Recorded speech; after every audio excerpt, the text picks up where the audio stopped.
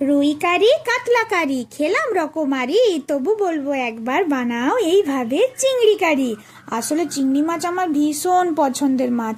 এই মাছ আমি যেখানেই দেখি, সে তোমাদের রান্নার ভিডিওই হোক আর বাজারেই হোক, দেখলেই আমার মনে হয় কিছু চিংড়ি আমি বাড়ি নিয়ে যাই।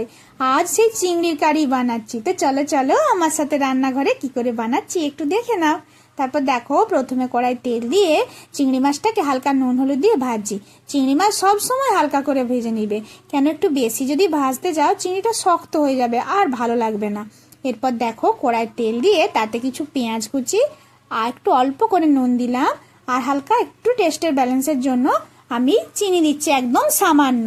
চিংড়ি মাছ এমনিই তো মিষ্টি। তারপর দেখো, কিছু টমেটো তুলে দিলাম আর লঙ্কা কুচিও দিলাম, দিয়ে ভালো করে টমেটো লঙ্কা মানে যতক্ষণ না গলছে ততক্ষণ ভাজতে থাকবো সুন্দর করে। যেই টমেটো লঙ্কা গলে যাবে, তারপর আদা রসুন কাঁচা লঙ্কার পেস্ট একসাথে বেটে নিয়েছি, সব কিছুকে বেটে নিয়ে ভালো করে ভাজছি। যতক্ষণ অবধি কাঁচা গন্ধটা থাকবে ততক্ষণ ভেজে নেবে, নইলে কিন্তু গন্ধটা ভালো লাগবে না রসুনের। তারপর যেই ভাজা হয়ে যাবে তখন অল্প একটু জল অ্যাড করে নিবে। জলটা অ্যাড করার পরে গুঁড়ো মশলাগুলো দিবে, তাহলে আর মশলাগুলো ধরবে না। দেখো, এখানে সমস্ত গুঁড়ো মশলাগুলো ছোট চামচের 1 চামচ করে নিয়েছি। জিরে গুঁড়ো দিলাম, তারপর দিলাম ধনে গুঁড়ো আর একটু লঙ্কা গুঁড়ো, আর শেষে একটু হলুদ গুঁড়ো দেবো। দিয়ে ভালো করে খুন্তির সাহায্যে ঘুরিয়ে ঘুরিয়ে কষে নেব। সমস্ত কিছুকে যদি তুমি ভালো করে, যে কোনো জিনিস যদি ভালো করে মশলাটাকে কষিয়ে নেওয়া যায়, তাহলেই তার স্বাদ সুন্দর হবে।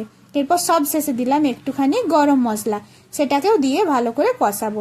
মশলা থেকে যখন ঠিক তেল ছেড়ে আসবে ভালোভাবে, তখনই আমি চিংড়ি মাছগুলো তুলে দেবো। আমি কিন্তু এখানে জল দেব না, কেননা জল দেওয়ার পরে মাছটা আমি তুলবো না। আমি আগে একটু ধনেপাতা দিয়ে দিলাম। দেখো, এবার ধনেপাতা দিয়ে জাস্ট একটু নেড়ে চেড়ে নিয়ে তারপর ভাজা মাছগুলোকে দিয়ে 2 থেকে 3 মিনিট আগে একটু কষিয়ে নেব।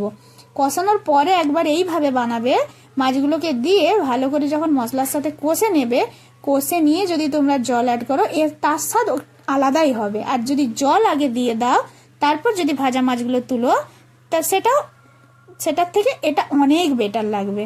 তাই মাছগুলোকে একটু 2 থেকে 3 মিনিট মশলার সঙ্গে কষে নিয়ে অল্প পরিমাণে জল অ্যাড করে দিবে। তারপর সব মশলাটাকে ভালো করে নেড়ে চেড়ে নিয়ে গ্যাস কমিয়ে 10 মিনিটের মতো, একদম গ্যাস কমিয়ে 10 মিনিট রেখে দেবে ঢাকা দিয়ে। আর কিছু করার দরকার নাই, ও থাক। দেখে নাও কেমন কালার চেঞ্জ হয়েছে, দেখেই বুঝতে পারছো একদম পুরো লুক চেঞ্জ হয়ে গেল চিংড়ির কারি। এইভাবে চিংড়ি কারি একবার গরম ভাতে টেস্ট করে দেখবে। স্বাদ তো আর আমাকে কিছু বলতে হবে না, চিংড়ি মাছের স্বাদ নিয়ে কোনো কিছু বলারই দরকার নেই। আমার তো ফেভারিট, তোমাদেরও নিশ্চয়ই ফেভারিট। তোমাদেরও 1 থালা ভাত একদম সুন্দরভাবে শেষ হয়ে যাবে কোনো রকম প্রবলেম ছাড়া।